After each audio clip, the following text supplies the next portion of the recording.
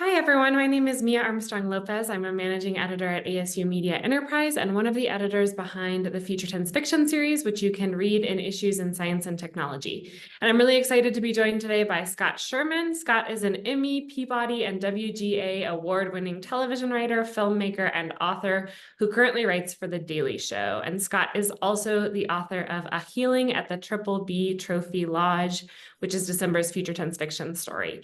Scott, thank you so much for being here. Thank you for having me, Mia.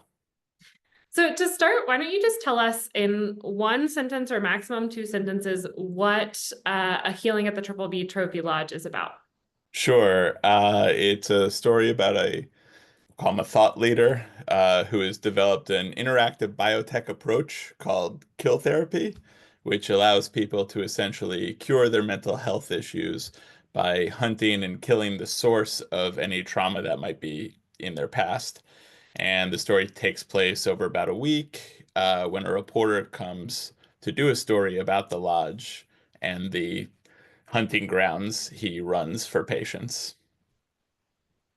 Perfect. So we're going to dive into kill therapy in more detail because I think it's a fascinating concept. But I'm curious, maybe just to start, if you could tell us sort of what led you to write A Healing at the Triple B Trophy Lodge? Like what sort of questions or ponderings sort of brought you to this fictional world? A lot of it came out of the some parts of the pandemic, but also the rest of human history, which is kind of littered with people who don't have any actual expertise offering instant solutions and quick fixes to some of the hardest problems and possibly unsolvable problems there are in life. Um, I I think we're sort of in an era of the amateur expert. Uh, During COVID, everybody became an epidemiologist, and then everybody switched to becoming experts on Ukraine. And then every 4 years, everybody suddenly gets a pretend doctorate in political science and polling. Um, and I think, especially with difficult problems, we are very apt to overlook a person's lack of qualifications or real expertise if they're offering a solution um, that is seductive enough. And for the average person, probably one of the hardest, most personal problems to solve is whatever's rattling around in our brains, mental health. And and I think we're seeing now a proliferation of an intersection of tech and mental health that I find very interesting. And we're sort of democratizing it, which is great. Um, but I think the draw of somebody just coming along and saying, "Hey, you don't have to go through all this stuff. I've got the solution. You can solve it all like that." Um, was a very interesting concept to me. Yeah, so it's fascinating because in the story, so we have Parker, who is the sort of founder of uh, Kill Therapy, founder of the Hunting Lodge, online guru slash Mhm. pseudo therapist, pitching this one size fits all mental health solution, like some of these that you were describing. And he seems to be sort of performing on two stages, which is really interesting. So we have the people who can afford to come to the lodge themselves and participate in kill therapy in person. But then he also has this sort of online wellness community where he's supposedly distributing content that is maybe ancillary or connected to kill therapy for free. And so I'm curious why you chose to set up sort of Parker's business ambitions like that, those sort of two stages of there's one sort of experience for folks who can pay for it, and then there's another sort of experience or projection into the world of this online wellness community. Yeah, well, some of that is because I mean, I think the automatic assumption when you hear like people hunting people is these ideas like most dangerous game. You know, this is and sort of a secret island, a secret playground for the wealthy. And I wanted to fight that a little and say, no, this guy's going to be very open about what he's doing. He's doing it in league with the even permission from the government, and he's not trying to hide it. He's trying to make it so like it's inclusive. Even if you can't come to Disney World, everybody can watch a Disney movie and experience that magic. And I think that's a common trick of pseudo experts who might be trying to sell something is to say like, I'm not hiding anything. I'm actually trying to give everyone access. How many pre-roll ads on YouTube are like, come take a quiz. We're not gonna take your credit card. We're not gonna take your email. Just take the quiz and let's find the best protein shake for you. Like that's gonna solve all your problems.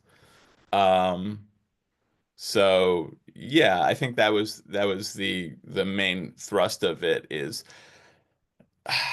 um not thinking that I'm sorry, I take that back a little bit. The main thrust of it basically being the idea that there's no hiding this. It's actually for everyone, um, even if you can't come to the lodge and participate. Right. Um, And that's sort of, I mean, that's sort of one of the setups of the story, right? Because we sort of learn about kill therapy and the lodge through the eyes of a journalist, right? That Parker has invited in to there's some other reasons for why he selected that particular journalist, which I won't spoil in the story, but it is sort of like in line with this ethos that you're discussing of like we can open the doors, like welcome everyone in, sort of and judge. that sort of takes the controversy out of it Right, too. It's like right. I'm not hiding anything. It's okay. Yeah, Nobody should have a problem with this because I'm not doing anything in secret here. right. Right. And as you're mentioning, so I want to talk a little bit more about sort of the mechanics of pill therapy and why you imagined it as you did. But you were mentioning, right, like this is happening explicitly with like government permission and also support, right? Because the way that Parker and his sort of folks company are able to make these clonal recreations is through this national gene registry, and they have access because they're part of a special innovation research zone. So just tell me a little bit about like how kill therapy actually works and why you imagined it in the way that you did. I think kill therapy works by a what he would say the the character would say is a sort of combination of uh, genetics, yes, to make the clone, but also there's a little AI augmentation that he uses to like calibrate a personality. And the person comes out, the clone comes out, the therapeutic clonal recreation uh, comes out looking and sounding and acting like the person at the time of the patient's trauma. So you are, and the idea being, this has got to be the simplest solution. I mean, how many action revenge movies? It taps into something very primitive and primal. How many revenge movies are like, if you just kill this person, all your problems will go away? Um, but I like the idea that this is a more civilized approach to that. And And at the end of the movie in our head, we kill the source of our trauma, the source of our pain, and everything's better now. Yeah, and I mean it's really interesting because there's sort of a part of dialogue in the story where the journalist is questioning like, oh, well, sort of like VR technology is really good these days. Like, couldn't you just do a simulation? Why do you need like the actual human flesh, right? Like, couldn't you just do a Right. sort of simulation here? Or like even in a darker version, like couldn't you use people on death row or these other sorts of situations?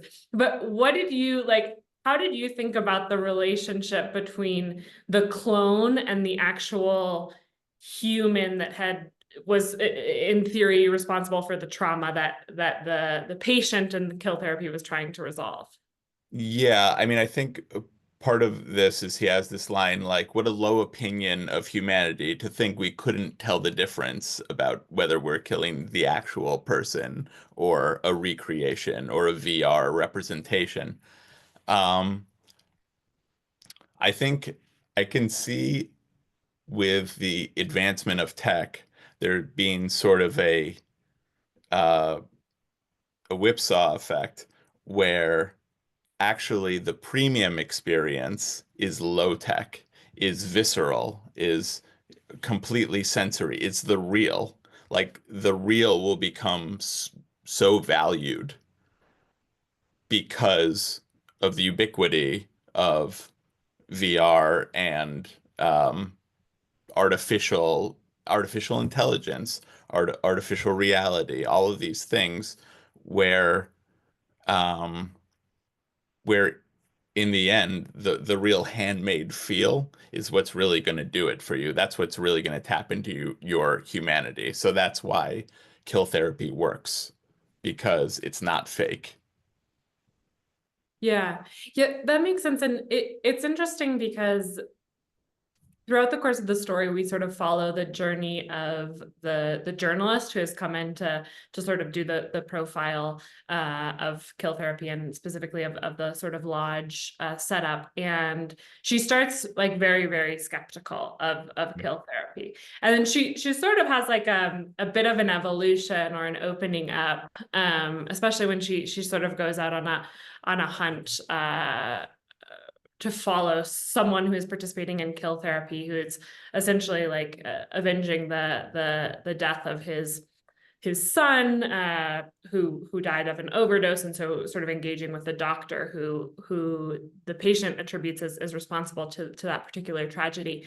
And so we sort of see the journalist kind of her thinking evolve a little bit about kill therapy. Obviously, it's still skepticism, but I'm curious as you wrote this story, like, did your thinking about this possibility of kill therapy like evolve?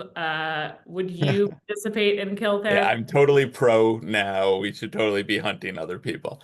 Okay, excellent. On the Yeah, record as pro kill therapy. absolutely. No, I mean, I think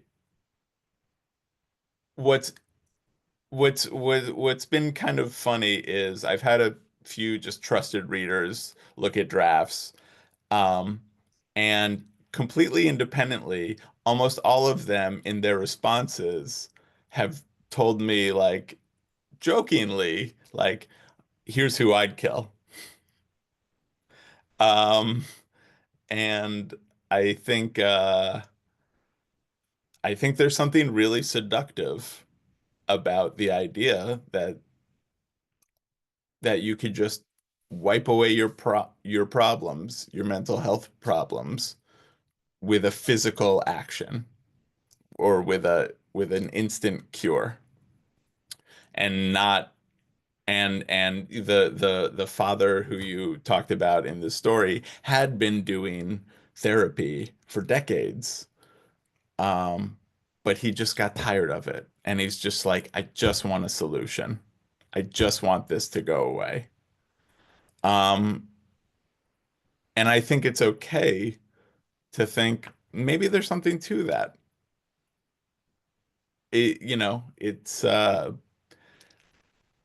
but Do I think it's a good idea? No, of course not. But I think it would be foolish to not think that there's not a natural um, human desire for just something that'll take care of the problem. Yeah, no, of course. And it gets back to why, right, like some of these more commercialized wellness therapy solutions, Mhm. quote unquote solutions are like are so attractive. Because they are really issues that are hard to untangle, and hard to untangle problems are also hard to commercialize. Right. So yeah, no, that's very interesting. Well, Scott, I could keep talking to you about this story for much longer, but we'll have to leave it at there for now. So thank you so much for taking the time to talk to us about A Healing at the Triple B Trophy Lodge. And everyone can read the story and an accompanying expert response essay in Issues in Science and Technology at www.issues.org. Thank you. Thank you.